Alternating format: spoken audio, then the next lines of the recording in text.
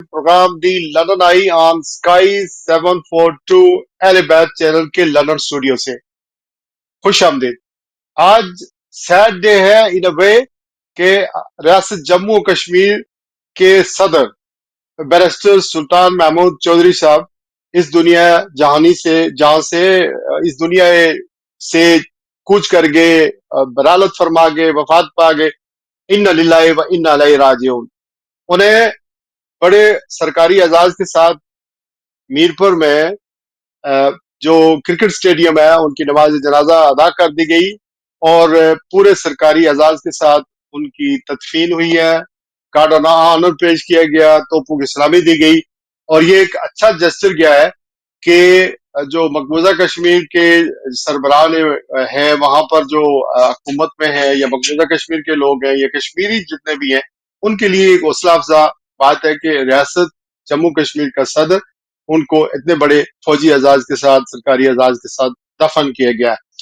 Barrister सुल्तान महमूद चौधरी कौन थे? एक मसला कश्मीर के हवाले से एक मौसर आवाज थे। वो तो चले गए, उनकी लेगेसी क्या है, उन्होंने काम क्या किया है, कैसे वो जिंदा रहेंगे, कैसे उन्हें याद रखा जाएगा, इस हवाले से आज बात करेंगे। बलूचिस्तान पाकिस्तान के हवाले से बहुत सैड डे है। 12 से ज्यादा बड़े बड़े शहरों में कोऑर्डिनेटेड हमले हुए जिसमें कहा यह जा रहा है कि 135 के करीब अफराद, जिसमें पाकिस्तान की सिक्योरिटी फोर्सेस के अफराद भी शामिल हैं और वो दहशतगर्द भी शामिल है जिन्होंने वहां हमले किए पूरे बलूचिस्तान के अंदर। और फिर उसके अलावा जो सिविलियन है वो भी हलाक हो गए, शहीद हो गए। तो टोटल 135 के करीब फिगर बता रहे हैं। लेकिन पाकिस्तान में इंफॉर्मेशन का राइट जो कहा है उसकी वजह से कुछ हतमी तौर पर नहीं कहा जा सकता कि कितने अफराद मारे गए, हमला किस तरह हुआ। बहरहाल जो सामने नजर आ रही है कि दहशत गर्दों ने एक बहुत बड़ा हमला बलूचिस्तान के अंदर किया है। कितने लोग मारे गए, कितने नहीं मारे गए, कितना जिया हुआ रिगार्डलेस, लेकिन हमला बहरहाल हुए हैं हमले। और ये सिक्योरिटी फोर्सेस का फेलियर है या इंटेलिजेंस का फेलियर है, आइंदा क्या होने वाला है इस पर बात करेंगे। ईरान पर अमेरिका ने धमकी दे रखी है कि हमला करेगा, लेकिन हमला क्यों नहीं हुआ इस पर गुफ्तगू करेंगे। लेकिन सबसे पहले मैं अपने मेहमानों का तारफ करवाता चलूं। मुझे तो कुरैशी साहब मेंबर ऑफ ब्रिटिश एम्पायर ने ज्वाइन किया, मुसन्नफ है, इसके अलावा एक फर्ड के नाम से अपना एक थिंक टैंक चलाते हैं। असद अली इंजीनियर साहब जर्नलिस्ट है, लंदन बेस्ड है, बैरिस्टर सुल्तान महमूद चौधरी को कवर करते रहे बड़े लंबे अरसे तक। और माशाल्लाह इनसे पूछेंगे कि बैरिस्टर साहब को वैसे इंसान आपने कैसे पाया, क्योंकि साथियों के साथ जो बातचीत होती है वो कभी कभी फ्रैंक भी होती है, ऑफ द रिकॉर्ड भी होती है। कभी कैमरे के सामने तो बनाकर आदमी बोलता है, लेकिन ऑफ द रिकॉर्ड क्या बातें करते हैं। जावेद राठौर साहब अमेरिका से उन्होंने हमें ज्वाइन किया है। जाहिर है माजी में ताल्लुक पीपल्स पार्टी से रहा है, आजकल तजिया नगार है, माशाल्लाह बेनजीर भुट्टो के साथ रहे, बैरिस्टर साहब के साथ कश्मीर के हवाले से एक जो अमेरिकन यानी north American Kashmir solidarity campaign है उसको हेड करते हैं। और अशरफ चुगताई साहब पीपल्स पार्टी से ऑब्वियसली बड़ा लॉन्ग ताल्लुक रहा है, आजकल तजिए भी देते हैं, अपना एक प्रोग्राम भी करते हैं। और बैरिस्टर सुल्तान महमूद साहब के साथ हमेशा लंदन में उनके साथ एसोसिएशन रही है। मैं जरा सबके लिए थोड़ा सा पढ़ देता हूँ कि बैरिस्टर सुल्तान महमूद की शख्सियत कैसी है बिफोर मैं मेहमानों को इनवाइट करूं। तो कुरैशी साहब नजर नहीं आ रहे, लेकिन वो भी हमारे साथ ही है। मसला कश्मीर एक मौसर आवाज से महरूम आजाद जम्मू कश्मीर की सियासत और तहरीक आजादी एक अहम और बावकार रहनुमा से महरूम हो गई है। बैरिस्टर सुल्तान महमूद चौधरी की वफात सिर्फ एक साबिक सदर और वजीर आजम का इंतकाल नहीं हुआ, बल्कि मसला कश्मीर के एक ऐसे आलमी वकील की खामोशी है जिसने बरसों तक कश्मीरी अवाम का मुकदमा बैन अवी सतह पर मुदल्लल अंदाज में पेश किया। बैरिस्टर सुल्तान महमूद चौधरी का ताल्लुक मीरपुर के एक नजरियाती और सियासी घराने से था। उन्होंने अपने वालिद चौधरी नूर हुसैन की सियासी मेराज को न सिर्फ संभाला बल्कि इसे आलमी फोरम तक पहुंचाया। कानून की आला तालीम ने इनकी सियासत को दलील, आयन और बैन अवी शऊर से लिंकन इन यूनिवर्सिटी से उन्होंने लंदन से बार इतला किया था। और उसके अलावा आजाद कश्मीर के वजीर आजम रहे। 1990 2006 سے لے کر 2001 تک. اس کے علاوہ وہ صدر ریاست رہے ٹل از ڈیتھ. کئی دفعہ اپوزیشن لیڈر رہے, لیکن سب سے بڑا عام جو ان کا کارنامہ تھا وہ یہ تھا کہ مسئلہ کشمیر کے حوالے سے لندن میں 2014 میں انہوں نے ایک ملین مارچ کیا تھا. اس کے علاوہ برسل, امریکہ, دنیا کے عالمی فورمز کے اوپر کشمیریوں کی وہ نمائندگی کرتے رہے. آج پاکستان کا یا کشمیریوں کا جو سفیر ہے, میرے خیال میں اس کی ڈیتھ ہو گئی ہے, اور اوبیسلی ہر کسی نے موت کا مزہ چکھنا ہے, ہر ذی شعور انسان کو جو زندہ ہے اس نے جانا ہے. تو اللہ تعالیٰ ان کی مغفرت کرے. میں سب سے پہلے جاوید راٹھور صاحب کے پاس چلتا ہوں. جاوید راٹھور صاحب, کیسے یاد رکھا جائے گا بیرسٹر سلطان محمود چودھری کو, اور کتنا بڑا لاس ہے کشمیریوں کا؟ جی بسم اللہ الرحمن الرحیم. ہاں, سب سے پہلے تو میں بیرسٹر صاحب کے سارے چاہنے والوں سے جو ہے وہ تعزیت کرتا ہوں. میرا بیرسٹر صاحب سے بہت پرانا تعلق تھا. جب وہ سیاست میں آئے پہلی بار, جس روز انہوں نے سیاست میں آنے کا اعلان کیا اور ان کے والد محترم نے میرپور میں ایک جلسہ کیا اور ان کی تاج پوشی کی, میں اس تقریب میں بطور صحافی شریک تھا. اور میرا ان سے پہلے تو صحافت کا تعلق رہا. بعد میں جب وہ پیپلز پارٹی میں آئے تو پھر ہماری اور زیادہ ایک دوسرے سے قربتیں رہی. پھر جب میں امریکہ آ گیا تو پھر کشمیر کے حوالے سے میرا ان کے ساتھ جو ہے تعلق رہا. یہاں پہ بھی ہم پروگرام کرتے رہے اور پاکستان میں بھی, اور یہاں جو ایک بڑا ملین مارچ کیا تھا جس میں ہزاروں لوگوں نے شرکت کی, تو اس میں بیرسٹر صاحب ایز اے مہمان خصوصی تشریف لائے اور وہ ایک بڑا پروگرام تھا. تو وہ اکثر کشمیر کے حوالے سے دنیا کے مختلف ممالک میں جاتے تھے اور مسئلہ کشمیر کے لیے کام کرتے تھے. یعنی یہ جس طرح آپ نے اپنے شروع کے اس میں فرمایا کہ وہ مسئلہ کشمیر کے واقعی سفیر تھے, اور ان سے بڑھ کر کسی اور شخصیت نے مسئلہ کشمیر کے حوالے سے عالمی سطح پر اجاگر کرنے کی کوشش نہیں کی.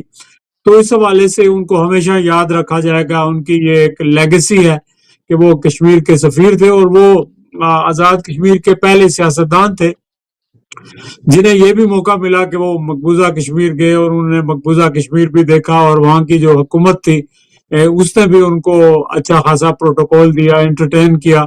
تو میں سمجھتا ہوں کہ جس طرح وہ سیاست میں آئے تھے جس دن, بڑے آب و تاب کے ساتھ کہ آزاد کشمیر کے اندر ایک نوجوان بیرسٹر جو ہے وہ ایک سیاست میں آ رہا ہے اور ایک پارٹی کا سربراہ بن رہا ہے, اور جس میں چودھری نور حسین صاحب نے ان کی تاج پوشی کی اور خود سیاست سے ریٹائر ہوئے. تو مجھے یاد آیا کہ جس وہ گن گرج سے سیاست میں آئے تھے, آج دنیا سے بھی اسی گن گرج کے ساتھ چلے گئے. ہر شخص کا ایک اپنا مقدر ہوتا ہے.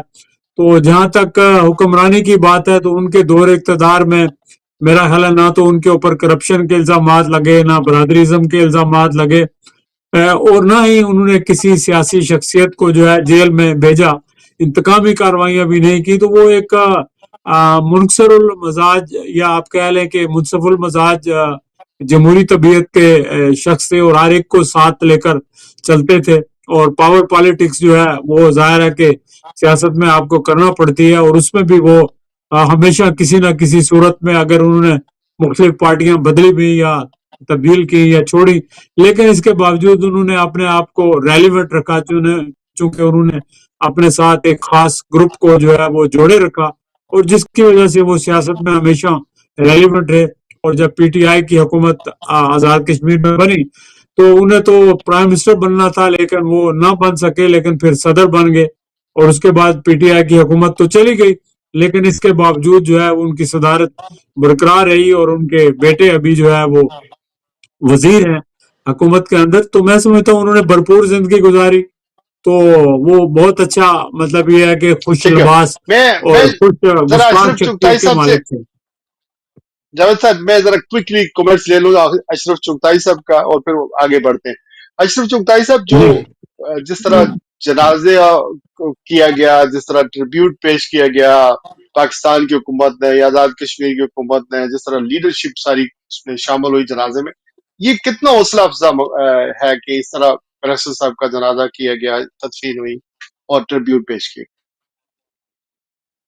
شراز صاحب, میں لمبی بات نہیں کروں گا کیونکہ دوسرے بھی ساتھی ہیں, انجینئر صاحب بھی ہیں, طارق ریشی صاحب انتظار فرما رہے ہیں. میں جاوید صاحب کی تھوڑی لمبی بات نہیں کروں گا.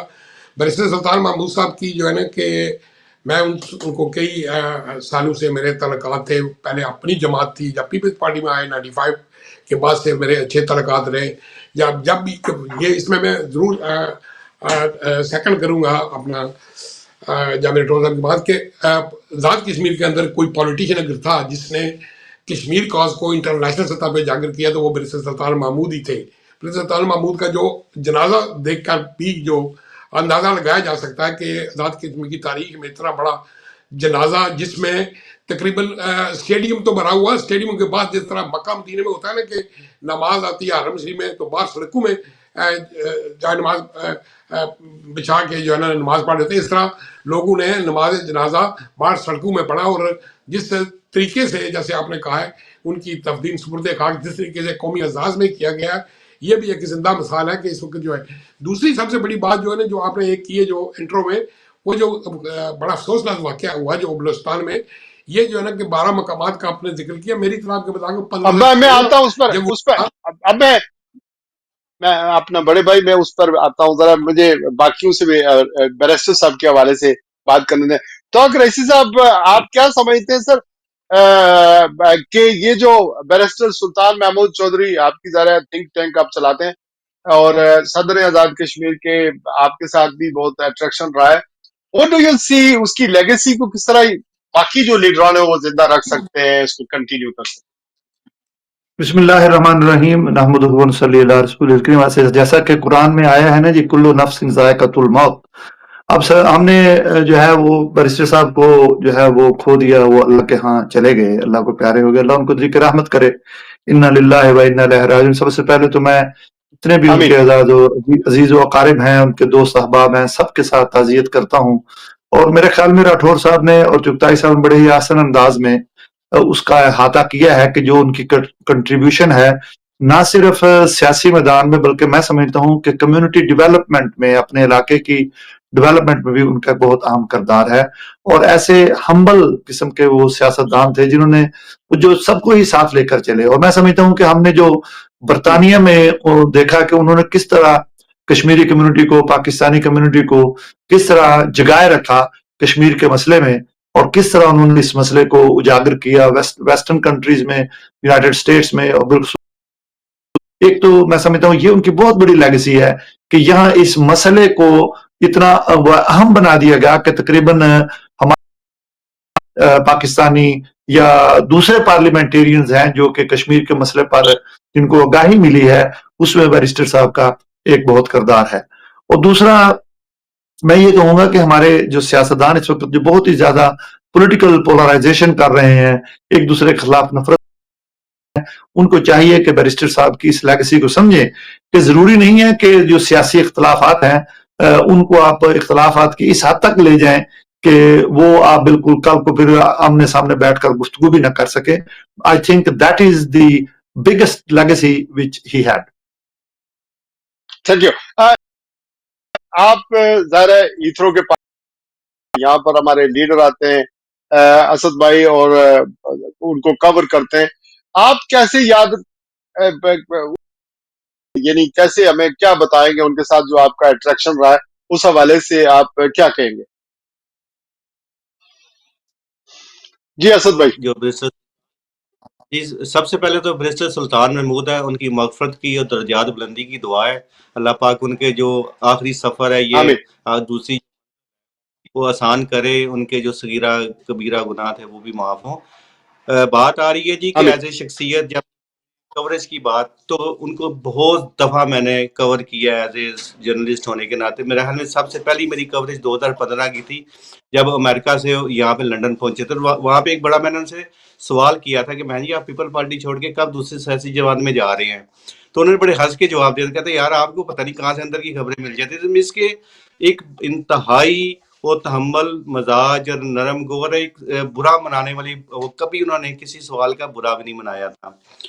मसला कश्मीर के ऊपर जब भी बहुत जबरदस्त अंदाज से उन्होंने जो मसला कश्मीर का उजागर किया हर प्लेटफॉर्म के ऊपर, लंदन हो, बरतानिया हो, तमाम कम्युनिटीज जो कम्युनिटीज जिसमें पाकिस्तानी और कश्मीरी कम्युनिटी जिनको साथ लेके चले, बरादरीज़म से हट कर उन्होंने सबको साथ जोड़ा।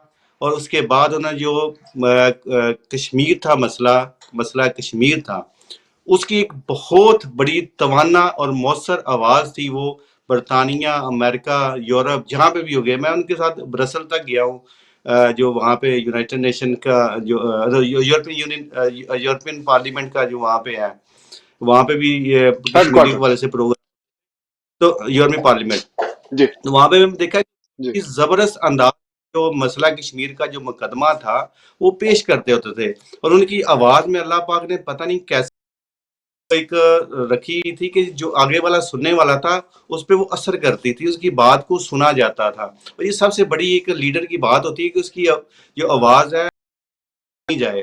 تو اس حوالے سے میں کہہ سکتا ہوں کہ بہت بڑا ایک کشمیریوں کے لیے مسئلہ کشمیر کے لیے نقصان ہے.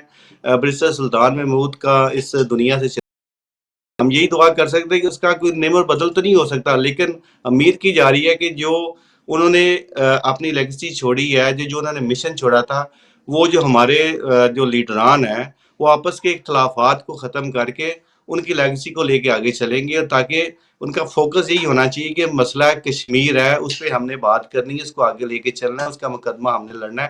ہمارے اس میں کوئی ذاتی مفادات نہیں ہونے چاہیے. اور یہی سب سے بڑی خوبی تھی برسٹر سلطان محمود کی، وہ اپنا جو کاز تھا اس کو اپنی ذات کرتے تھے. اور میں یہی کہہ سکتا ہوں صحیح. کہ ایز اے صحافی مجھے بڑا اچھا ان کے ساتھ ایکسپیرینس رہا ہے، اور بہت نفیس انسان تھے وہ. اچھا، ایک چیز کی تو گواہی میں دیتا ہوں کہ وہ بسیط وزیر اعظم یا صدر کی حیثیت سے وہ کرپٹ نہیں رہے، ان پر کرپشن کا کوئی الزام نہیں لگا.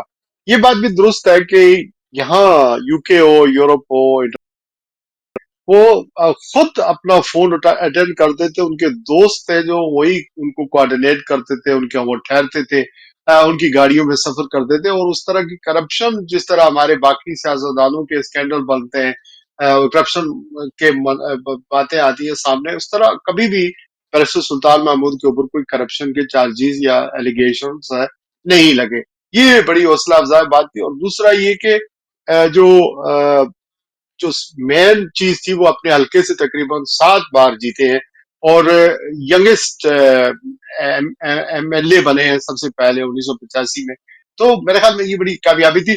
ابھی اس پر مزید بھی پروگرام کریں گے، لیکن یہاں پر میں رپورٹ کر رہا ہوں کہ یو کے کی تمام تقریباً مساجد میں جہاں جہاں کشمیری ڈائسپورا رہتا ہے، انہوں نے تعزیتی پروگرام رکھے ہیں، اور وہاں باقاعدہ جس طرح ماتم ہوتی ہے، جس طرح کوئی فوت ہو جاتا ہے تو سب دعا کر رہے ہیں تعزیت کے لیے. اور یہی پورے آزاد کشمیر کا منظر بھی ہے.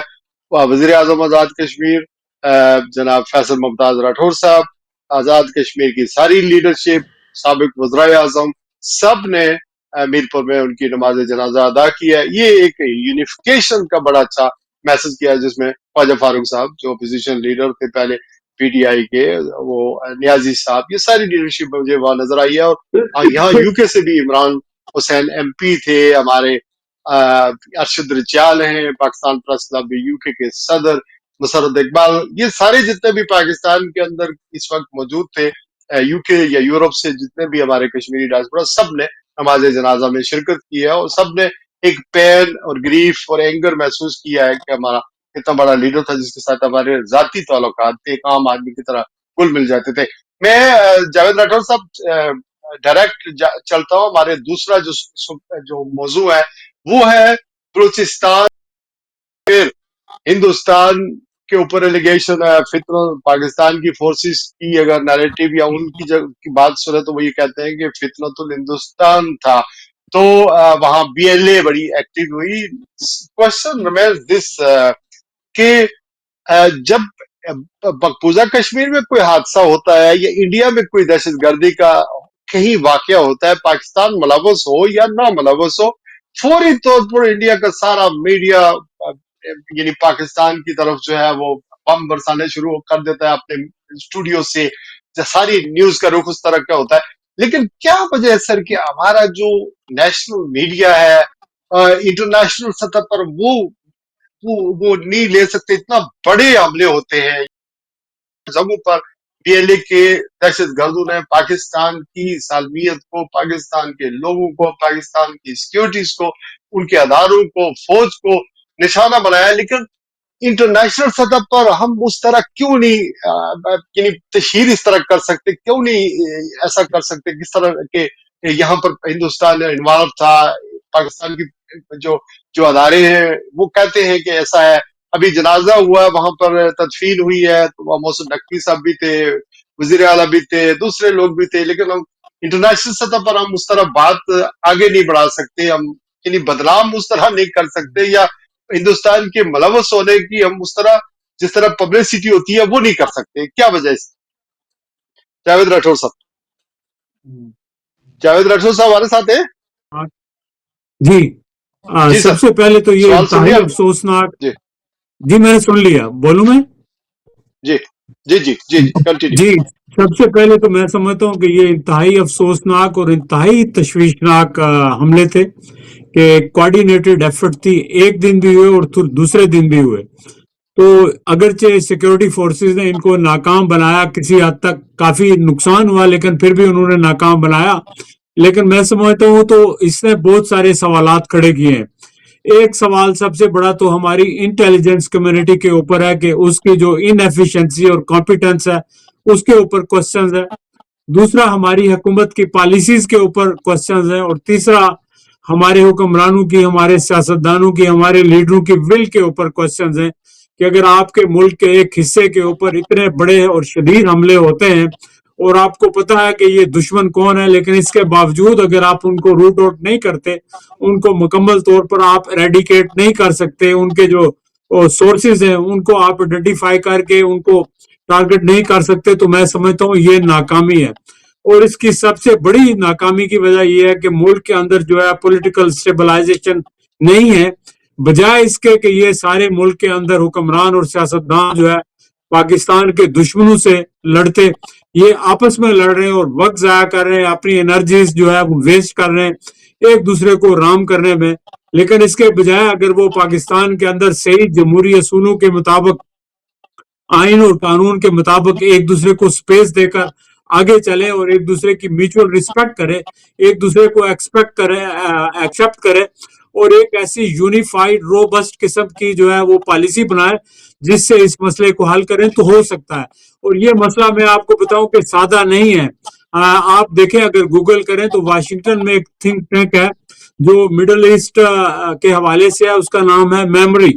और उस ग्रुप को, उस जो थिंक टैंक्स को एक जो इंटेलिजेंस है इसराइल की, उसका ऑफिसर चला रहा है, और उसको आप पढ़े कि वो इसके हवाले से क्या कहता है। उनका प्लान ये है कि बलूचिस्तान और ईरान का कुछ हिस्सा जो है वो मिलाकर एक और मुल्क क्रिएट किया जाए जो उनकी जो है वो एक अमाजगा बने उनकी साजिशों का। तो ये बड़ी एक डीप रूटेड गहरी प्लानिंग है जिसमें भारत पूरी तरह मुलव्वस है, और इसने बाकी जो है इसराइल को भी साथ में लाया है, क्योंकि वो पाकिस्तान को समझते हैं कि ये थ्रेट है, ये न्यूक्लियर है इसके पास। तो ये गहरी साजिश है, और गहरी साजिश के लिए आपको गहरी मनसूबाबंदी करना पड़ेगी, फिर जाकर आप इसको काबू पाएंगे। अगर आप इस तरह के जो है फजूल बयानात देंगे कि ये कैसे चौकी मारे या 1500 लोगों से हम लड़ रहे हैं, इनकी क्या हैसियत है, तो ये सारी जो है ना एक किस्म की फरोशियस फजूल जो है वो बातें हैं। असल बात यह है कि मसले की संगीनी को, इसकी पेचीदगी को, इसकी जो है को कंप्रीहेंसिवली समझना होगा और एक कंप्रीहेंसिव पॉलिसी बनाना होगी, तब जाके इस मसले को हम हल कर सकेंगे। तो आप अगर सबसे बड़ी इजाजत जो दें, क्योंकि मैंने जी सर, जी बोले। बिल्कुल ठीक है सर, मैं बिल्कुल ठीक है, मुझे तौक रशीद साहब से बात करनी है। बहुत शुक्रिया मैंने राठौर साहब, यूबे को। राठौर साहब, मुझे जरा सा तौक रशीद साहब ये बताएं सर कि जो इंफॉर्मेशन का फुकदान है वो ये है कि ठीक है, हमला होता है, मामलात होते हैं, ये मसला सियासी तौर पर भी वो है, एक इसका एक जुज़ है, लेकिन प्रॉब्लम पाकिस्तान की अगर ये चीजें डिस्कस हो तो हमें मालूमात हासिल हो और फिर लोगों का यानी एट लार्ज हमें पता चले कि क्या हो रहा है। अब हमें खबर आती है कि इतने लोग मार दिए गए। अभी जो जावेद साहब कह रहे थे कि वजीर दाखिला ने कहा कि तकरीबन एक SHO की मार है, लेकिन वो फिर हमारी सिक्योरिटी अदारे ये कहते हैं कि 1500 के करीब ये लोग हैं। अच्छा, 1500 के करीब अगर ये लोग थे तो 700 तो हमने पिछले कुछ दिनों में मार दिए, तो फिर 700 लोगों نے पूरे بلوچستان کو یرغمال بنایا ہوا, 50 کے قریب حملے ہوئے ہیں. تو یہ کون اس کی رسپانسبلٹی کرے؟ اور اگر اس کی بات کریں تو سب سے بڑا تو کوئٹہ کے اندر موجود ہے. اور انٹیلیجنس فیلئر کیسے ہو سکتا ہے؟ سب سے زیادہ سوفسٹیکیٹڈ ایجنسیز ہماری بھی ہیں, اور ہمیں کا پتہ نہیں چلا, ہم سیکورٹی نہیں دے سکتے. تو ویئر وی ہیڈنگ سر, اس کا کیا ہے ہوگا؟ جی, یہ بہت ہی ایک اہم اور چبھتا ہوا سوال ہے. حقیقت یہ ہے کہ میں سمجھتا ہوں کہ راٹھور صاحب نے اس کو تھوڑا سا ٹچ کیا ہے. اس میں تھوڑا سا اضافہ کروں گا کہ یہ صرف اور صرف اسرائیلی لابی ہی نہیں ہے انڈیا کے ساتھ. اس کے ساتھ جو کچھ اسرائیلی لابی کا ہی حصہ ہے لیکن دے آر ایرانین سٹیزنز. اس میں یہودی جو وہاں رہتے ہیں, جو زائنسٹس وہاں رہ رہے ہیں, انہوں نے, آپ نے دیکھا ہوگا کہ وہ کلبوشن والا واقعہ ہوا, وہ زائنسٹس نے ایران کے اندر بھی اپنا بہت بڑا ایک انٹیلیجنس کے اندر اثر و رسوخ قائم کر لیا تھا, اور اسی اثر و رسوخ کے تحت ہی وہ بلوچستان میں ایک بہت بڑی انہوں نے کھیپ تیار کر لی ہے. وہ 1500 نہیں ہے, وہ ممکن ہے کہ 15. اب انہوں نے بڑا ہی ٹیکنالوجیکل ایڈوانسمنٹ کے ساتھ ہے. تاغر صاحب میں آئی انٹرپٹ یو بیکاز ہم یہ پروگرام یو کے سے کر رہے ہیں, تو اس کو کلیریفائی کرنا بہت ضروری ہے. یہ پاکستان کا نیریٹو آپ بیان کر رہے ہیں یا اپنی انفارمیشن کی بنیاد پر کر رہے ہیں؟ چونکہ یہ ایلیگیشن ہوگا نا, ادروائز نہیں, پاکستان کا نیریٹو تو ہمیں نہیں, ہم دیکھیے جب آپ ہمیں دعوت دیتے ہیں ٹی وی کے پروگرام میں, تو ہمیں ایک انڈیپینڈنٹ آبزرور کے طور پر, انڈیپینڈنٹ ایک مبصر کے طور پر بات کرنی ہوتی ہے. ہمیں کسی حکومت کا ساتھ نہیں دینا ہوتا. دیکھیے گیا تو وہ کیسے پکڑا گیا, وہ کہاں سے اس کا سارا نیٹ ورک چل رہا تھا, یہ بات تو بالکل اب جو ہے وہ ڈاکومنٹڈ ہو گئی ہے بالکل. اب ہم اس وقت یہاں, اب یہ میں چلے اچھا آپ نے پوچھ لیا, یہ کلیئرٹی کر دیں کہ اس میں ایرانی حکومت ملوث نہیں تھی, اس میں وہ زائنسٹس کا ایک ایسا ٹولہ ملوث تھا جو ہر ملک میں اپنی اپنی وہ کارروائیاں کرتے ہیں, اور پاکستان کے اندر بھی وہ چاہتے یہی ہیں کہ کسی نہ کسی طریقے سے پاکستان کا جو بلوچستان کا صوبہ ہے اس کو علیحدہ کر لیا جائے جہاں پاکستان کا کنٹرول نہ ہو. اور میں یہ سمجھتا ہوں کہ حکومتی اداروں کو, جو ارباب اختیار اور ارباب اقتدار دونوں, سیاسی طور پر بھی جو لوگ ہیں اور اسٹیبلشمنٹ میں بھی جو لوگ ہیں, ان کو چاہیے کہ پولیٹیکل جو ہے وہ سٹیبلٹی لائیں ملک میں. ملک میں پھر اکنامک سٹیبلٹی آئے گی. جب تک پولیٹیکل اکنامک سٹیبلٹی نہیں آئے گی, یہ جو سوشل انسٹیبلٹی ہے یہ کبھی بھی ختم نہیں ہوگی. نہ ٹیررزم ختم ہوگی, نہ ایکسٹریمزم ختم ہوگی, نہ ریڈیکلائزیشن ختم ہوگی, اور نہ ہی تو کوئی اس کا ریہیبلیٹیشن کا کوئی ایسا پروگرام ہمیں نظر آ رہا ہے کہ جو لوگ پکڑے جاتے ہیں کیا ان کو ریہیبلیٹیٹ کیا جا رہا ہے, ان کو واپس سوسائٹی میں ایک یوزفل سٹیزن کے طور پر لایا جاتا ہے کہ نہیں. ایک چھوٹی سی مثال دوں گا پھر میں اس کو اینڈ کر دوں گا کہ برطانیہ میں جب دہشت گردی کے کئی واقعات ہوئے تو یہاں پر کیا ہوا, یہاں پر حکومتی اداروں نے مسلمانوں سے درخواست کی کہ آپ ہمارے ساتھ ملیے, آپ ہمارے ساتھ مل کر ان مسلمان نوجوان اصلاح کیجئے, ان کو بتائیے کہ ان کی ذمہ داریاں کیا ہیں اور اسلامکلی ان کی ڈیوٹی کیا ہے. تو پھر علماء نے بہت ساری محنت کی, ہمارے جیسے اداروں نے, ہمارے جیسے افراد نے ان پر محنت کی, اور آج پھر آپ دیکھیے کہ دہشت گردی کا کوئی واقعہ اب ہمیں نظر نہیں آتا ہے. پہلے روزانہ کوئی نہ کوئی اکا دکا واقعات دہشت گردی کے آتے تھے جہاں مسلمانوں کے نام لیے جاتے تھے. تو میں یہ سمجھتا ہوں کہ یہ بہت ہی اہم ہے اس وقت ہمارے لیے کے اندر جو گراس روٹ ہے بالکل انیشل سٹیج کی جائے, بالکل ارلی سٹیج پر جب لوگ سکول کالج یونیورسٹی میں ہوتے ہیں وہاں پر انٹرونشن کر کے لوگوں کا جو مائنڈ سیٹ ہے اس کو تبدیل کیا جائے. نہیں تو صاحب, بیسیکلی ہمیں تو یہ تو پاکستان کا کام ہے کہ وہ بتائے پارلیمنٹ کے اندر آ کر کہ اس میں کون ملوث ہے. زائنسٹ ملوث ہے, انڈیا ملوث ہے, افغانستان ملوث ہے, ایران ملوث ہے, کوئی اور ملک ملوث ہے. یہ تو ریاست کا کام ہے. ہمیں تو یہ فکر لاحق ہے کہ ہمارے جو سیکیورٹی ادارے ہیں وہ ہمیں سیکیور کریں, ہماری جان اور مال کی حفاظت کریں. جیسا کہ میں نے کہا کہ انٹیلیجنس سیکیورٹی ان کا کام ہے یہ کریں, اور جو ایمبیگویٹی ہے, جو ابہام ہے, وہ اس لیے پیدا ہوتا ہے کہ پارلیمنٹ ہماری اس طرح فنکشنل نہیں ہے. حالانکہ ایک وفاقی حکومت ہے, ایک پارلیمنٹ ہماری ہے, بلوچستان کی پارلیمنٹ ہے, اسمبلی ہے, تو وہاں یہ چیزیں ڈسکس نہیں ہوتی, اس لیے عوام کو پتہ نہیں چلتا.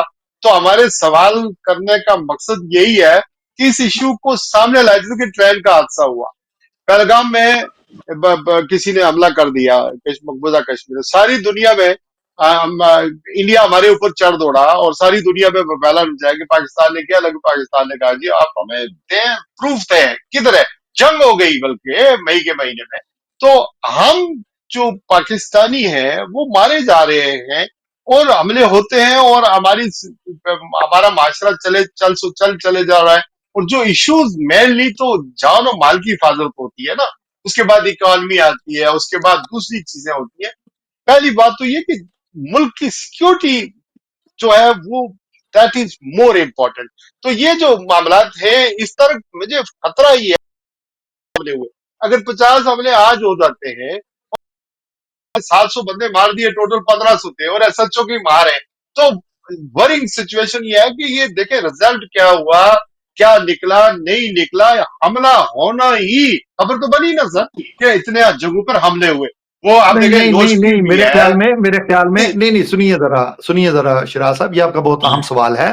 لیکن دیکھیے, جب بین الاقوامی طاقتیں ایک باقاعدہ ایک کنسرٹڈ ایفرٹ کے ساتھ دہشت گردوں کو تیار کرتی ہیں, ان کو پیسہ دیتی ہیں, ان کے سلیپر سیل بناتی ہیں, اور ان کے لیے ایک نیٹ ورک جو ہے پوری سیکورٹی کا خیال کرتی ہیں. جس طرح ناردرن آئرلینڈ میں دیکھیے, آئرش ریپبلکن آرمی تھی IRA, جنہوں نے لارڈ ماؤنٹ بیٹن کو مار دیا, جنہوں نے وزیر اعظم مارگریٹ تھیچر پہ حملہ کر دیا, 5 بندے مار دیے, برائٹن کے ہوٹل کو تباہ کر دیا, ان کے فوجی مار دیے. جب ایک دہشت گردوں کی باقاعدہ منظم طریقے سے کاروائی ہوتی ہے تو بڑے بڑے ملک جو ہے وہ اس کی انٹیلیجنس فیل ہو جاتی ہیں. آپ یہ سمجھتے ہیں کہ لارڈ ماؤنٹ بیٹن کو مارنا کوئی آسان کام تھا؟ آپ کیا سمجھتے ہیں کہ جب وزیر اعظم ٹھہری ہوئی تھی مارگریٹ تھیچر برائٹن میں, وہاں ان کے ہوٹل پہ حملہ کرنا کوئی آسان کام تھا؟ انٹیلیجنس فیلئر ہوتی ہے, ہر ملک میں ہوتی ہے. اس میں صرف میں نہیں سمجھتا کہ ہم پاکستان کو خام خواہ لتاڑتے رہیں اور گیتے رہیں اور اسی کو جی وہ نہیں میں ڈیمونائزیشن لتاڑنے کرتے کی رہیں. بات سر, میں دیکھیں میرا سوال سر یہ ہے کہ اس انبیگویٹی کو ختم پارلیمنٹ کے اندر بحث و مباحثے سے ہوگا نا. دوسری بات آپ یہ کہہ رہے ہیں کہ پولیٹیکل پولرائزیشن کو ختم کریں, اکانومی کو ٹھیک کریں, مل جل کر معاملات ٹھیک کریں. یہاں پر مسئلہ یہ ہے کہ سیاستدان اگر فیصلے کرتے ہیں کہ کون سے سیکیورٹی میجرز لینے چاہیے, کون سے نہیں لینا چاہیے, اور سیکیورٹی اداروں کو کہیں گے یہ کریں اور یہ نہ کریں. یہی ہے نا اس بارے مسئلہ, میں یہ سیاستدانوں نے کہاں فیصلہ کرنا ہے جی؟ سیاستدان تو اس بارے میں فیصلہ کر ہی نہیں سکتے, نہ ہی یہ ان کی ہمت ہے, نہ ہی ان کے پاس کوئی اس طرح کا کوئی مینڈیٹ ہے. آپ دوسری طرف لے کر جا رہے ہیں, یہ سیاستدانوں کا کام ہی نہیں ہے, یہ کر ہی نہیں سکیں گے. یہ تو ہماری اسٹیبلشمنٹ نے ہی کرنا ہے, فوج نے لڑنا ہے, فوج ہی جا کر ڈیسیژن لے گی, فوج ہی جا کر ان چیزوں کو دیکھے گی, انہیں کی انٹیلیجنس کام کرے گی. سیاستدان تو ابھی اپنے اندر ایک بہت بڑی پارٹی کو سیاست سے باہر کر دیا گیا ہے اور ان کی لیڈرشپ کو اندر رکھا ہوا ہے. میں آپ کو پتا میرا کسی سیاسی پارٹی سے تعلق نہیں ہے, میں اسی لیے بار بار اس پر زور دیتا صحیح. ہوں کہ جو پولیٹیکل کمیونیکیشن جو ہے, پولیٹیکل ڈائلاگ جو ہے, ان کو جاری رکھنا چاہیے. کوئی بھی بندہ ہو, کوئی بھی پولیٹیکل پارٹی ہو, کبھی تو یہ پیپلز پارٹی کو بھی کہتے تھے کہ جی یہ بھی جو ہے یہ ملک دشمن ہے, کبھی مسلم لیگ نون کو ٹھیک ہے, کہتے ہیں یہ بھی اچھا میں آتا ہوں, کو کہا جا رہا ہے یہ آپ ملک ذرا دشمن ہے. ٹھیک ہے, آپ ذرا تھوڑا سا پانی پی لیں, میں اشرف چغتائی صاحب کے پاس جاتا ہوں.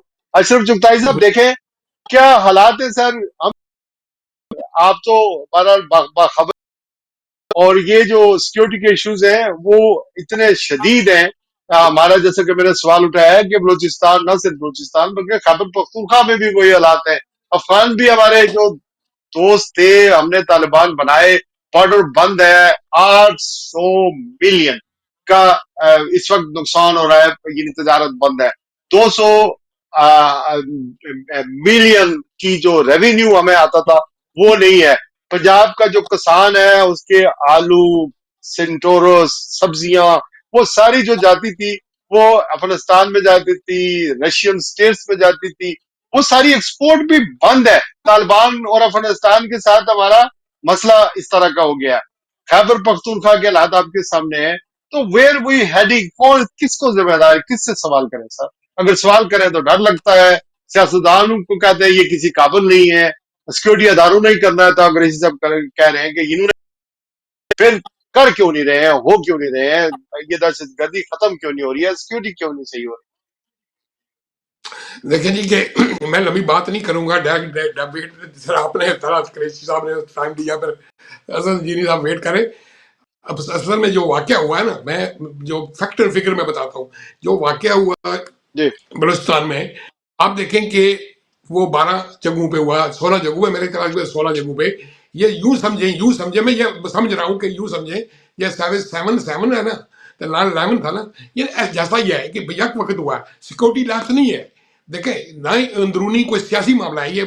میں دو باتوں میں نہیں کروں گا, لیکن ایک بات جو ہے نا کہ وہ طلع قریشی کی, میں اس کو لے کے چلتا ہوں کہ پچھلے حکومتیں آئی ہیں, چاہے پیپلز پارٹی کی حکومت تھی, نون کی تھی, پی ٹی آئی کی تھی, کہ اکثر یہی کہتے رہے, دنیا کو بتاتے رہے کہ یہ جو ہے نا کہ ایک پڑوس ملک جو ہے نا کہ پاکستان کے اندر دہشت گردی کر رہا ہے.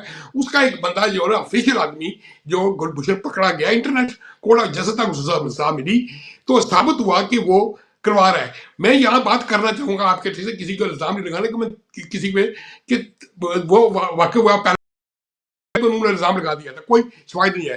کیا سمجھیں کہ یہ جو واقعہ ہوا اس پہ پاکستان کی سیکورٹی ایجنسی اور اسٹیبلشمنٹ یعنی کہ ویسے بیٹھی ہوئی ہے. آپ اگلے 24 گھنٹوں میں ISPR کی پریس کانفرنس یا شواہد کے ساتھ کچھ وہ پیش کریں گے, جیسے پچھلی جنگ ہم نے جیتی ہے, جس طرح سے جو چھوٹا ملک, ایک کہتے تھے کہ چھوٹا ملک جو ہے نا 2-4 گھنٹے یا 2-4 دن نہیں لڑ سکے گا, اتنی بڑی طاقت کو شکست دی ہے. میں 1 منٹ لو کے ختم کروں گا, لیکن کہ یہ جو ہے نا کہ بلوچستان کے اندر جو ہے نا اصل میں جو پچھلے کئی سالوں سے 3 بڑی طاقتیں, میں نام نہیں لینا چاہتا, اس کے پیچھے ہیں کہ یہ اس کو علحدہ کیا جائے, کیونکہ وہاں پہ آئل اور منرل اتنا زیادہ ہے کہ تاحیات ختم ہونے والا نہیں ہے. تو اس میں جو ہے نا کہ یہ صحیح, انٹرنیشنل جو ہے نا سطح, جی سر, جو ہے نا کہ یہ سوچنے ٹھیک والی ہے. ہے کہ ایک طرف جو ہے نا ہمارے ایران اور اسی موقع پہ دیکھیں, ٹائمنگ دیکھیں تو یہ کیا کر رہا ہے. جس کو شکست ہوئی ہے بری طرح سے, جس کو 6 مہینے پہلے انڈیا کو, اس نے یہ طریقہ اختیار کیا ہے یہاں پہ جو ہے نا ٹھیک پاکستان ہے, کے اندر جو ہے نا کہ پہلے. جی ابھی سنتے ٹھیک ہیں ہے, لارڈ میں نہیں قربان صاحب بات. بھی ہمارے ساتھ موجود ہے. لارڈ نہیں کریں آپ بات, لیکن آپ مکمل کر لیں تو, یا میں دوبارہ آتا ہوں آپ کے ساتھ. آپ نے, میں لارڈ قربان صاحب کو دعوت دینے سے پہلے اسد آپ بتائیں کہ جو سوال ہے وہ تو ریلیونٹ ہے کہ پبلک انگیج ہونی چاہیے, پبلک کو رائٹ انفارمیشن ہونی چاہیے, صحافیوں کو اس وقت جو کات آیا ہوا ہے انفارمیشن کا, تو وہ اسی وجہ سے ہے کہ جو ہے وہ اسی وجہ سے کہ پارلیمنٹ کے اندر یہ چیزیں ڈسکس نہیں ہوتی کہ کہاں پر کیا ہو رہا ہے. وہ حادثہ ہوتا ہے, میڈیا سارا وہی خبریں نشر کرنا شروع کر دیتا ہے. ہمارے پاس انڈیپینڈنٹ ذرائع نہیں ہے کہ وہاں پر ہو کیا رہا ہے, اور لوگوں کو اگر مار دیا جائے تو یہ سارے پاکستانی ہیں نا یہ جو مارے گئے ہیں, تو ان کو انگیج کرنے کی ضرورت ہے, ان کے ساتھ بات چیت کرنے کی ضرورت ہے تاکہ معاملات آگے بڑھ سکیں پیسفلی. یہ جو بھی کر رہا ہے تو سوال تو بنتا ہے کہ کس طرح یہ لوگ داخل ہوئے, اتنا بڑا گریزن ہے کوئٹہ کے اندر, اتنی سیکورٹی ادارے ہیں, تو وجہ کیا ہے, پرابلم کہاں پر آ رہی ہے؟ شراز صاحب, سب سے پہلے تو یہ بڑا افسوسناک واقعہ ہے جو اس میں ہمارے سیکورٹی فورسز ہو گئی یا عوام ہے ان کی جانیں گئی. لیکن میں اگر تھوڑا سا ماضی میں لے کے جاؤں تو یہ کوئی پہلا واقعہ نہیں ہوا, یا جو پہلے سیکورٹی فورسز ہے وہ نشانہ نہیں بنے. اس سے پہلے بھی جو کمیونٹی ہے, چاہے ہزارہ کمیونٹی ہوتی تھی یا سیکورٹی فورسز ہوتی تھی, وہاں کے لوکل جو لوگ تھے وہ ہوتے تھے, وہ اس کا نشانہ دہشت گردی کا بنتے رہے ہیں. لیکن سوال یہ والا ہے کہ آج تک ہم نے اس کو روکا کیوں نہیں ہے. اگر آپ بلوچستان یا جو کوئٹہ ہے اس کے تھوڑے سی انفارمیشن لیں تو آپ کو پتہ چلے گا کہ اس علاقے کے چپے چپے پہ ہماری جو سیکورٹی فورسز ہیں انہوں نے ناکے لگائے ہوئے ہیں. سیکورٹی اتنی ٹائٹ ہونے کے باوجود یہ دہشت گرد لوگ آتے کہاں سے ہیں, اور سب سے بڑا سوال بھی یہی ہے. اس کی میں تھوڑی سی میں بتانا اپنی کچھ نام ڈسکلوز نہیں کروں گا کہ جب یہ واقعات ہوتے تھے تو فوری طور پہ الزامات لگائے جاتے تھے کہ BLA جو بھارت ہے اس کے ساتھ مل کے یہ سارا کچھ کر رہی ہے, اس کو بھارت باقاعدہ طور پر فنڈنگ کرتا ہے. تو میں نے یہاں پہ جو برطانیہ میں کچھ ہمارے پاکستانی آفیشلز تھے ہائی کمیشن میں, ان سے میری بات ہوئی. میں نے کہا کیا آپ اتنے سیکورٹی فورسز اور ان چیزوں کے اوپر اتنا پیسہ جو پاکستانی گورنمنٹ لگا رہی ہے, تو کیوں نہیں آپ وہی فنڈز ان کو دے دیتے تاکہ یہ لوگ خاموش ہو جائیں. ان کو تو پیسہ چاہیے, آپ کے بقول ان کو پیسہ چاہیے, پیسے کے لیے سارا کچھ کر رہے ہیں. تو آپ ان کو شناخت دے دیں, ان کو پیسہ دے دیں, جو ان کی ریکوائرمنٹ وہ دے دیں, تو آپ کو کم از کم یہ جو پرابلمز آ رہی ہیں جو جانے جا رہی ہیں وہ تو رک جائیں گی. تو انہوں نے کہا کہ میں نے اس کی کوشش کی, میں نے جن کے جو بی ایل کے یہاں پہ رہنما تھے ان سے باتیں کی, بات کرنے کے بعد جب ہم ان کو ٹیبل پہ لے کے آنے لگے نیگوشیشن کے لیے تو ہمیں پیچھے سے کال آ گئی کہ سٹاپ. اس کا مطلب یہ کیا ہے؟ اس کا مطلب یہی ہے کہ ہم چاہتے ہی کہ جو وہاں پہ اس طرح کی جو واقعات اس کو روکا جائے. اس لیے آئے روز ہم کبھی اس کو سیکورٹی کہہ دیتے ہیں, کبھی جو انڈیا ہے اس کی انٹرفیرنس کہہ دیتے ہیں. اس میں تو کوئی شک نہیں, کر تو وہی رہا ہے کیونکہ وہ تو چاہ رہا ہے کہ کسی طریقے کے ساتھ جو بلوچستان ہے اس کو الگ کیا جائے, اس کو کیا جائے. اس کی سب سے مین وجہ بھی یہی ہے کہ وہاں پہ جو قدرتی وسائل اتنے زیادہ ہیں, وہاں پہ سی پیک وہاں پہ ہے, گوادر آپ کا وہاں پہ ہے, اس پہ وہ نہیں یہ تو یہ اسد یہی تو رونا ہے اسد, یہی تو یہ رونا ہے کہ اتنی زیادہ سیکیورٹی فورسز ہونے کے باوجود جو اربوں خربوں ڈالر کے سورسز ہے اس پہ نظر کس کس کی نہیں ہے؟ کیا امریکہ کی نظر نہیں ہے؟ کیا بھارت اکیلا ہی وہاں پہ انٹرفیرنس کر رہا ہے؟ نہیں, دوسرے ہیں اس کی انٹرفیرنس وہاں پہ موجود ہے.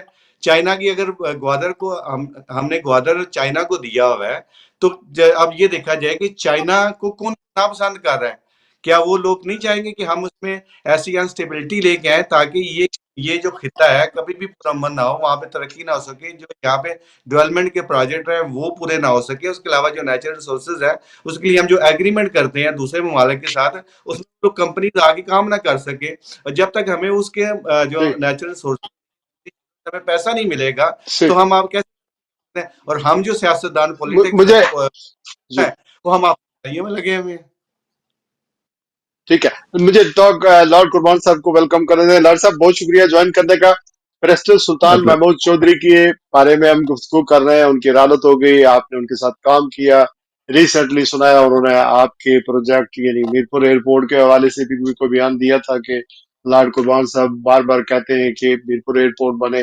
آپ نے کام کیا, اوبیسلی ریاست جموں کشمیر کے صدر ہیں, سرونگ صدر ہیں, وزیر اعظم رہ چکے ہیں, اپوزیشن لیڈر رہ چکے ہیں, 8-9 دفعہ میرپور سے وہ الیکشن جیتے ہیں. ینگسٹ 1985 سے انہوں نے الیکشن جیتا تھا, پہلی بار اسمبلی میں پہنچے تھے.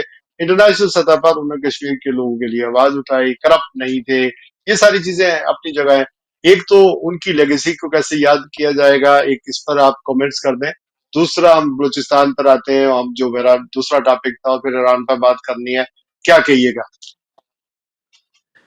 السلام علیکم شہراز صاحب اور آپ کے جو پینلسٹ ہیں ان سب کو میرا سلام. اصل میں یہ دو بڑے اہم ٹاپک ہیں. جو بیرسٹر سلطان محمود صاحب کی وفات کا معاملہ ہے, اللہ تعالیٰ ان کو جنت بخشے.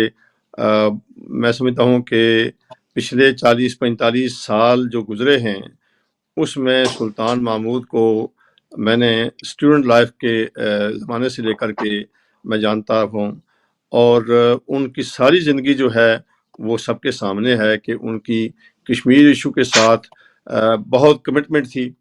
اور میں سمجھتا ہوں کہ وہ چاہے ایک ایم ایل اے رہے ہوں یا حکومت میں رہے ہوں یا اپوزیشن میں رہے ہوں, وزیر اعظم رہے ہوں یا اپوزیشن لیڈر رہے ہوں, لیکن ان کی جو کشمیر ایشو کے ساتھ کمٹمنٹ تھی اس میں کوئی فرق نہیں پڑا. آزاد کشمیر میں سمجھتا ہوں کہ یہ واد لیڈر میری دانست میں آئے ہیں جو صرف آزاد کشمیری نہیں بلکہ بین الاقوامی سطح پہ, چاہے وہ جنیوا ہو, برسلز ہو, لندن ہو, نیو یارک ہو, وہ آپ کو ہر طرف کشمیر ایشو کے لیے کمپین کرتے نظر آئے ہیں پچھلے 40-45 برسوں میں. تو اس لحاظ سے اگر دیکھا جائے تو سلطان محمود کے کاٹ کا, ان کے خط کاٹ کا کوئی اور دوسرا سیاستدان آزاد کشمیر میں ان برسوں میں نہیں گزرا ہے. یہ یونیکنس تھی ان میں کہ وہ اردو انگریزی یعنی کرتے تھے, اور پھر قابلیت بھی تھی, اور ہر سٹیج پر جا کر بھی بولتے بھی تھے, اور پوری دنیا میں انہوں نے پھر کر ہمیشہ بات کی. میری ان سے تقریباً 1990 سے لے کر کو تو بہت موقع ملا ان کے ساتھ ملنے کا, بیٹھنے کا, معاملات کو ڈیٹیل ڈسکس کرنے کا. صرف مسئلہ کشمیر ہی نہیں بلکہ آزاد کشمیر کے اندر ڈیولپمنٹ کے معاملات یہ وہ جن میں انفراسٹرکچر کی بہتری اور جن میں ایئرپورٹ وغیرہ بھی قابل ذکر ہیں جو ان کے ساتھ بات چیت ہوتی رہی ہے. نو ڈاؤٹ جناب وہ مس کیے جائیں گے. میں سمجھتا ہوں کہ یہ سلطان محمود جیسے لوگ روزانہ پیدا نہیں ہوتے ہیں. ان کی موت سے جو خلا پیدا ہوا ہے یہ بہت دیر لگے گی ہمیں یہ ریپلیس کرنے میں. کم از کم فی الحال مجھے آزاد کشمیر کی جو سیاسی پکچر ہے اس میں ان کے مقابلے کا کوئی بندہ نظر نہیں آ رہا ہے. نو ڈس ریسپیکٹ ٹو اینی باڈی. بہت سارے قابل لوگ وہاں موجود ہیں لیکن اپنے چودھری سلطان محمود جو ہیں ان کا جو مقام تھا وہ میرے خیال میں موجودہ جو لوگ ہیں ان میں سے شاید ہی کوئی اس مقام پر پہنچے. بہرحال ڈاکٹر صاحب ہر ایک نے جانا ہے اور انہوں نے وہ چلے گئے ہیں. اللہ تعالیٰ ان کو جنت بخشے اور ان کو فیملی کو اور ان کے سپورٹرز ان کے دوست و احباب ان کے چاہنے والوں کو اللہ تعالیٰ صبر دے. کوئکلی کمنٹس کر دیجیے گا کہ جس طرح ان کو کا اسٹیٹ فیونرل ہوا ہے, ایک توپوں کی اسلامی دی گئی ہے, گارڈ آف آنر پیش کیا گیا ہے, از اٹ سیٹسفیکٹری؟ یہ کتنا اچھا جسچر گیا ہے مقبوضہ کشمیر میں یا کشمیر کے اندر؟ دیکھیے جی بات یہ ہے کہ میں نے پہلے کہا ہے کہ وہ ایک یونیک حیثیت کے مالک تھے اور ان کا مقابلہ کسی دوسرے موجودہ جو سیاستدان ہیں ان سے نہیں کیا جا سکتا. پھر وہ سرونگ صدر تھے. میرے خیال میں آزاد کشمیر میں بھی یعنی اس سے پہلے شاید سرونگ صدر شاید مجھے نہیں یاد پڑتا کہ دنیا سے چلا گیا ہو. اور ایک جو آزاد سروس اس وقت صدر ہوتا ہے اس کی یہ شایان شان میں آتا ہے کہ اس کو اس طریقے سے قومی وقار کے ساتھ اس کا جنازہ اور اس کی تدفین کی جائے. اور ان کے چونکہ یہ اس وقت آزاد کشمیر کے صدر تھے اس حیثیت سے ان کو جو پروٹوکول ملا ہے وہ بالکل ان کا حق بنتا تھا. ویسے بھی ان کی خدمات میں نے کہا ہے کہ یونیک تھی لیکن یہ ہے کہ ایک چونکہ وہ صدر تھے صدر کے اعتبار سے ان کا یہ حق بنتا تھا. اور بجا طور پر میں سمجھتا ہوں کہ گورنمنٹ آف پاکستان یا آزاد کشمیر نے ان کو یہ پاکستان کی گورنمنٹ کو بہرحال یا ریاست کو ہم اس کی تحسین کرتے ہیں. اچھا ہوا ہے لیکن سردار محمد عبدالقیوم خان صاحب جو سابق صدر وزیر اعظم تھے ان کو بھی گارڈ آف آنر پیش کیا گیا تھا. حالانکہ وہ سابق صدر تھے, سابق وزیر اعظم تھے لیکن تحریک آزادی کے ہیرو تھے. بہرحال اینی وے سر یہ ذرا کمنٹس کر دیجیے گا جو بلوچستان میں واقع ہوا ہے. کہا جاتا ہے کہ 135 کے قریب دہشت گردوں سمیت سیکورٹی اہلکار سویلین مارے گئے ہیں یا شہید ہو گئے ہیں. تو یہ سر 12 مقامات پر ہوا ہے. میرا سر سوال میں نے بھی اور اسد علی انجینئر جو ایک صحافی ہیں ہمارا سوال تو بنتا ہے کہ یہ انبیگویٹی اس لیے وجہ سے ہوتی ہے کہ پارلیمنٹ فنکشنل اس طرح نہیں ہوتی. یہ چیزیں وہاں ڈسکس کرنی چاہیے تاکہ پتہ چلے کہ ہو کیا رہا ہے. واقعات ہوتے ہیں, خبریں ملتی ہیں, وہی نیشنل میڈیا چلاتا ہے, وہی پرائیویٹ چینل چلاتے ہیں. انڈیپینڈنٹ ذرائع اتنے نہیں ہوتے کہ ہمیں پتہ چلتے کہ وہاں پر ہو کیا رہا ہے. سیکورٹی اتنی بڑی ہے سر, وہاں پر سیکورٹی ادارے ہیں, جگہ جگہ ناکے لگے ہوئے ہیں, ساری چیزیں ہیں, انٹیلیجنس ہے, سارا کچھ ہونے کے باوجود کوئٹہ جیسے شہر میں نوشکی ہے, لسپیلا ہے, باقی جتنے بھی تربت ہے, سب کو ہٹ کیا گیا. 50 سے زیادہ حملے ہوئے. ظاہر ہے ہماری سیکورٹی فورسز اس قابل ہیں کہ وہ آپریشن مکمل ہو گیا یا ہو چکا ہوگا, لیکن سوال تو بنتا ہے سر کہ یہ سارے معاملات ہونے کے باوجود اس طرح کیوں بار بار سیکورٹی فیلئر ہوتا ہے. یہ انٹیلیجنس کی خبریں نہیں ملتی ہیں, ان لوگوں پر قابو نہیں پایا جا سکتا ہے, بس یہ کہہ دیا جاتا ہے. اور انٹرنیشنل سطح پر بھی جیسا انڈیا ہمیں بلیم کرتا ہے بار بار, چھوٹا سا واقعہ ہوتا ہے تو پاکستان جو ہے وہ اس میں ملوث ہے. ہم اس طرح نہیں کر سکتے, وجہ کیا ہے؟ دیکھیے میں کافی دیر سے آپ کے پینل کی گفتگو سن رہا تھا اس موضوع پہ, تو میں باتوں کو دہراؤں گا نہیں, وقت بھی نہیں ہے, اب پروگرام ختم ہونے والا ہے. لیکن دوسری طرف یہ بھی ہے کہ میں دہرانا بھی نہیں چاہتا ہوں, لیکن کچھ چیزیں جو ہیں وہ ہمیں یاد رکھنے کی ہیں. بالکل میں ایگری کرتا ہوں کہ بین الاقوامی سازشیں ہیں ملک کو ڈسٹیبلائز کرنے کے لیے, پاکستان کو مزید ٹکڑے کرنے کے لیے. انڈین سیاستدان بھی اور ملٹری اور ایکس ملٹری آفیشلز جو ہیں وہ ریکارڈ پر ہیں یہ بات کہتے ہوئے کہ وہ پاکستان کو ٹکڑے کر دیں گے, وہ بلوچستان میں ہوا دیں گے, لوگوں کو ملک کو فرقہ واریت میں تقسیم کریں گے, فنڈنگ کریں گے یا کر رہے ہیں. وہ اتنی حد تک چلے جاتے ہیں کہ ہم کر رہے ہیں ان کو. تو یہ تو کوئی یعنی ایسی بات نہیں ہے کہ کسی کو پتہ نہ ہو کہ بین الاقوامی سطح پہ وہاں انفلٹریشن بھی ہو رہی ہے، فنڈنگ بھی ہو رہی ہے، اور یہ ایک بہت بڑا مسئلہ ہے جسے پاکستان کو کم از کم جس طرح ہندوستان یعنی کوئی بھی واقعہ ہو جائے تو بغیر سوچے سمجھے وہ پاکستان کو یعنی الزام دیتا ہے، یہاں تو بہت ساری چیزیں جو ہیں وہ ان کے ہی لیڈروں کی جو باتیں ہیں ان کو ہی سامنے لا کر کے بین الاقوامی سطح پر ان کو ایکسپوز کرنا بڑا ضروری ہے۔ اور دوسری طرف یہ ہے پاکستان بلوچستان جو ہے وہ پاکستان کا انٹیگرل پارٹ ہے، وہاں کسی طرح کی بھی دہشت گردی جو ہے اس کو تسلیم نہیں کیا جا سکتا، کہیں بھی نہیں کیا جا سکتا، لیکن کیونکہ وہ پاکستان کا ایک حصہ ہے، وہاں جو بھی اگر کرے گا وہ غلط قدم ہوگا۔ اور پاکستان کو چاہیے کہ ہمارے سامنے کچھ مثالیں موجود ہیں بین الاقوامی سطح پہ جہاں اس طرح کے معاملات ہوئے، جس طرح کے ہمارے ہاں پہلے تو قریشی صاحب نے ایک اگزامپل دیا، لیکن اگزامپل میں تھوڑا سا وہ اس کو ایک اور طرف لے گئے۔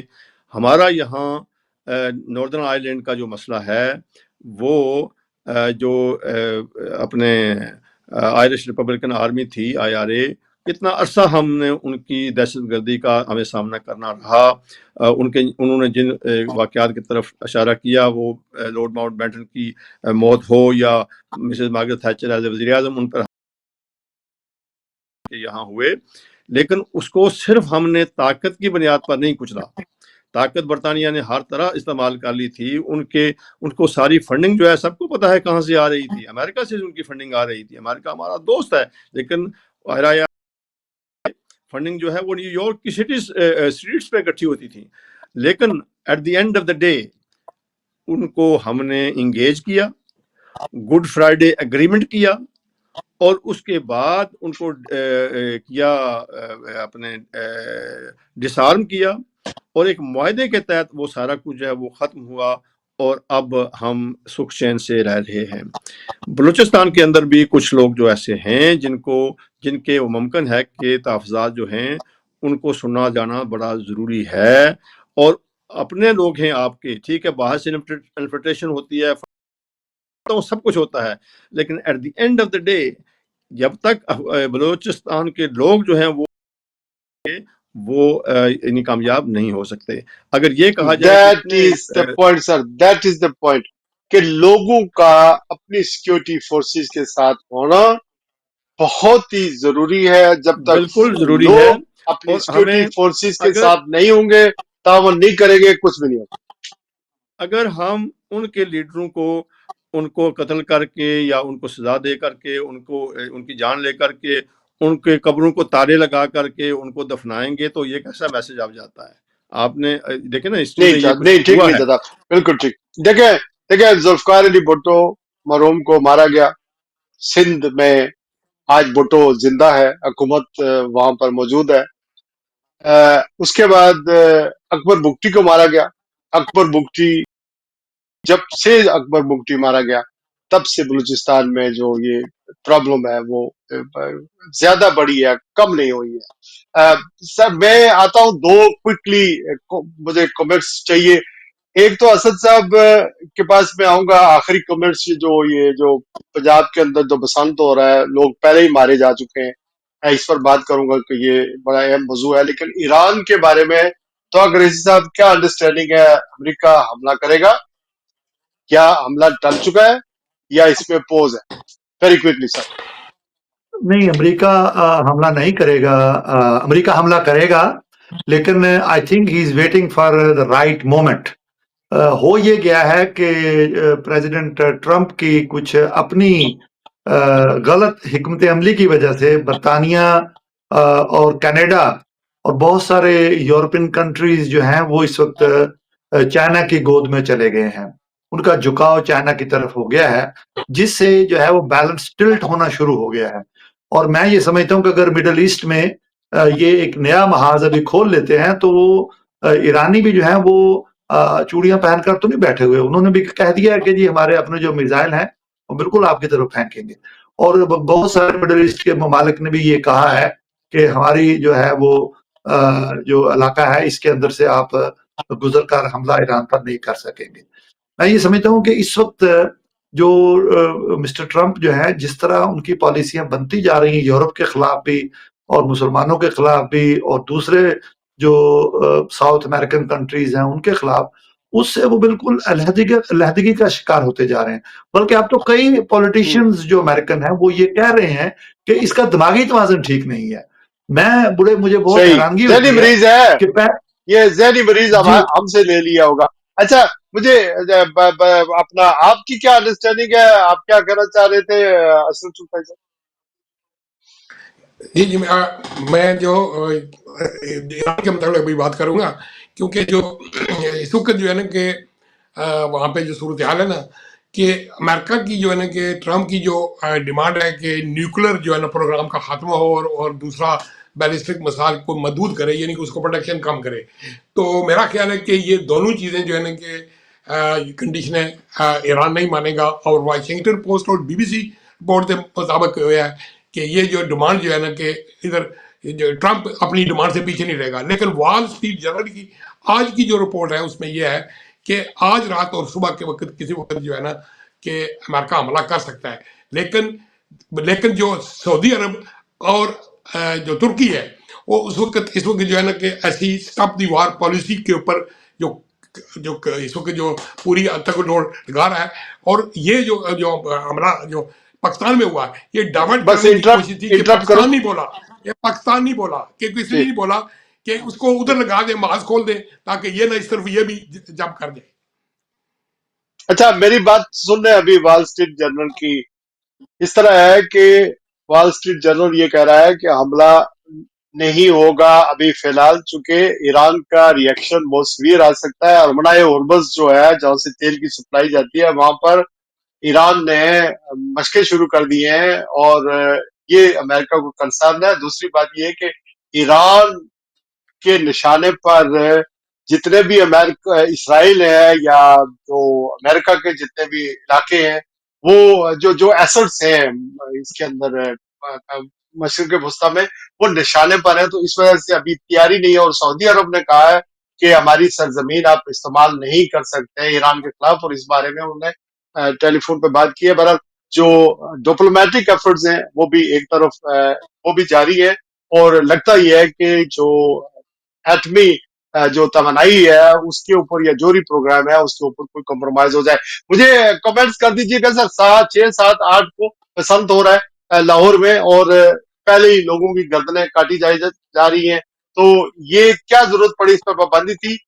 آپ لاہور سے اوبیسلی خبریں فالو کرتے ہیں، بڑے کنسرن ہیں پنجاب کے لوگ، تو بتا دیجیے اسد علی انجیر صاحب کوئکلی ضرورت کیوں پڑی؟ صاحب 6 7 8 ہے اس کے حوالے سے جو بسنتیں منائی جا رہی ہے 2009 سے اس کے اوپر پابندی لگائی گئی تھی. اور اس کی مین وجہ بھی یہی تھی کہ بہت زیادہ جانیں جا چکی تھی. جو ایک آپ دھاتی ڈور استعمال کرتے تھے اس کے لوگوں سے گلے کٹے تھے. تو اس کے بعد جو گورنمنٹ تھی جو وہاں پاکستان کی عدلیہ تھی انہوں نے اس پہ نوٹس لیے تھے اور باقاعدہ طور پہ اس کو بین کر دیا گیا تھا. لیکن اس دفعہ پھر اتنے عرصے کے بعد ایک خونی کھیل دوبارہ شروع ہونے جا رہا ہے. اس خونی کھیل سے پہلے ہی آپ جو نیوز ہے اس کو دیکھ لیں. اس کے علاوہ جو لوگوں کے سروے ہوئے ہیں سروے میں بھی یہ واضح طور پہ چیز آ چکی ہے کہ 90% 95% لوگوں نے اس چیز کو بند کرنے کا جو ہے وہ اپنے اظہار خیال کیا ہے کہ یہ ایسا نہیں ہونا چاہیے. پنجاب گورنمنٹ پتہ نہیں کس وجہ سے اس کو دوبارہ بسنت منا کے کیا چیز ثابت کرنا چاہ رہی ہے. اور میں یہاں پہ بتاؤں کہ تقریباً 30 کروڑ کے قریب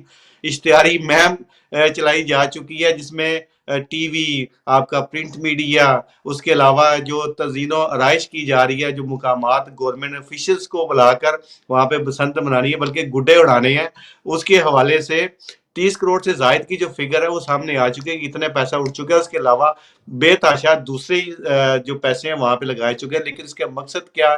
اس کے مقصد کے بارے میں کچھ نہیں ہے. صرف یہی کہا جا رہا ہے کہ یہ ایک صرف انٹرٹینمنٹ ہے، ہماری ثقافت ہے، برِ صغیر کی ثقافت ہے اور اس کو ہم زندہ رکھنا چاہ رہے ہیں. لیکن اس ثقافت کے پیچھے کتنے لوگوں کا خون بہا چکا ہے، کتنے لوگوں کی گردنیں کاٹ چکی ہیں، وہ ان کو نظر نہیں آ رہی. تو اس والے سے میں یہ کہوں گا یہ پنجاب گورنمنٹ جو ہے اس نے انتہائی غیر سنجیدہ جو انیشیٹو لی ہے اپنی ثقافت کو فروغ دینے کے لیے. جبکہ جس ثقافت کو فروغ دینے میں خون شامل ہو جائے وہ ایسے کام تو کبھی بھی نہیں کرنے چاہیے. تو نہیں کرنے چاہیے. بہت شکریہ. اسد علی اسد انجینئر صاحب اگلا پروگرام بھی لائیو ہے. آپ کا بہت شکریہ. جاوید راٹھور صاحب نے امریکہ سے جوائن کیا, ریشی صاحب لندن سے, اشرف چغتائی صاحب اور لارڈ قربان always very kind کہ انہوں نے اپنا انپٹ دیا اور اپنی رائے دی. آج کے لیے بس اتنا ہی. اپنا بہت سارا خیال رکھے گا. ہم پاکستان اور پاکستان کی خیر کے لیے دعا کرتے ہیں. دنیا میں جہاں بھی ظلم ہو رہا ہے, ظلم سچائی کے ساتھ انشاءاللہ